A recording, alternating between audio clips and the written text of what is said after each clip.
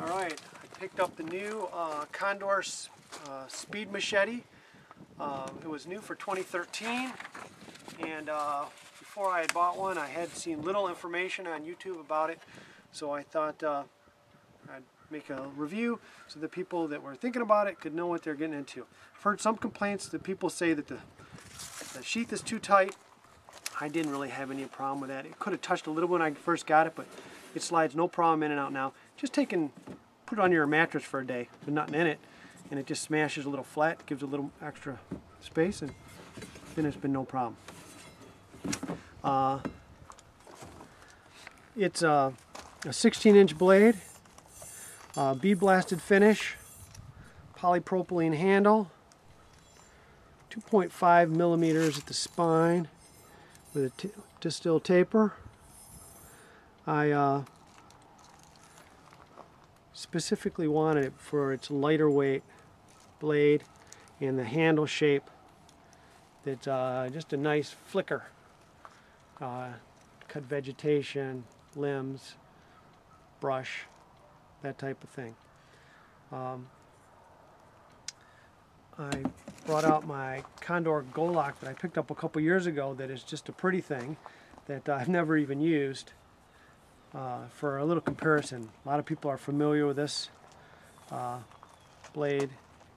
This is the way it came. Real high polished grind, very sharp, and I just have never used it. It stayed in the house. You can see though it's a 1/4 inch thick, and then it slowly tapers. But it's a very heavy, stout, I would think more for chopping than for vegetation. But then again, I never use it. It could be great at vegetation. It's just the thickness makes me think no. So I'll put that away, and we'll go back to this. As I mentioned, I like the handle. This thing's all about the comfort of the handle to me.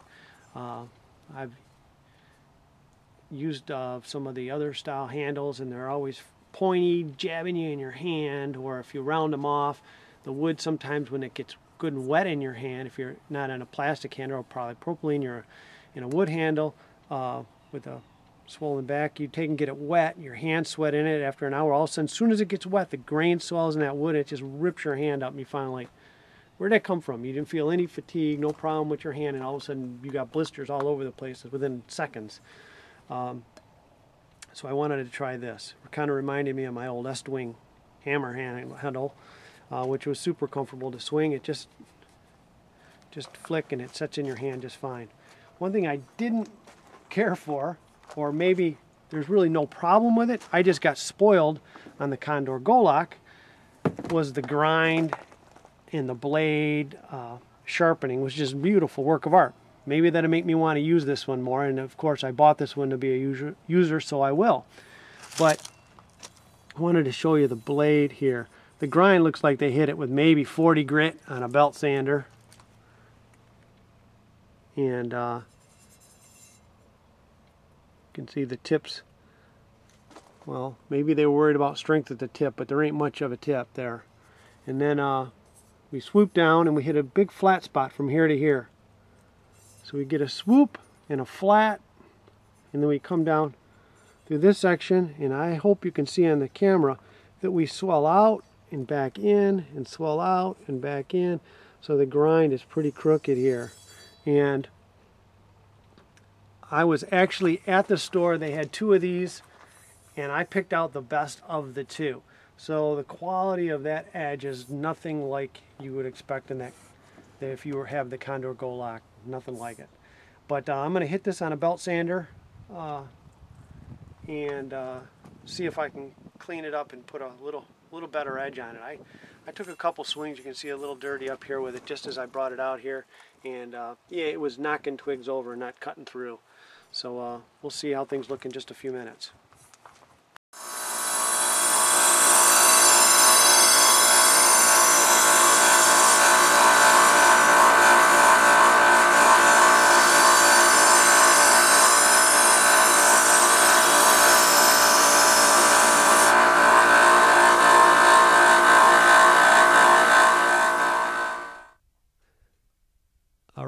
Once I started getting into the sanding process, or grinding that edge, I noticed that the blasted finish on the blade was nothing more than maybe a bead blasted, like epoxy coating or something. It was just powdering off, so it wasn't like it was the bead blasting of the blade.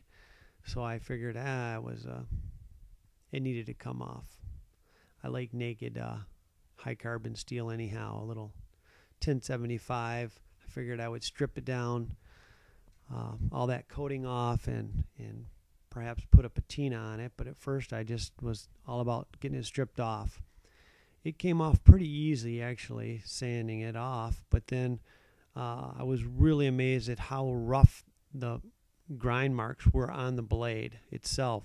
They went lengthwise of the blade. I don't know if it was a rolled steel, but or when they had grinded it, the blade, the distilled taper. But it was really deep groove. So it took quite a bit of sanding and time to get that sanded off, and being careful not to heat up that blade while I did it. So once I got it all nice, clean, and shiny, I thought it was calling for a patina. So I did a double layer patina first time with apple cider vinegar over the top of a paper towel that was laying across the blade, and then let that completely dry. Pull the paper towel and then washed all the excess rust staining off till I just had a light pattern, and then I went over the top of that with mustard, let that set for about an hour, and then clean that off. And what you're looking at is the finished blade. Then I just had to go back to the belt sander and put the final edge on it, and what you're looking at is the finished product. And it was really nice and sharp at that point, and zipped through anything I wanted it to. Really sunk deep into that log I set it in for the picture with just a little snap. So I was real happy with it, and now to see some work.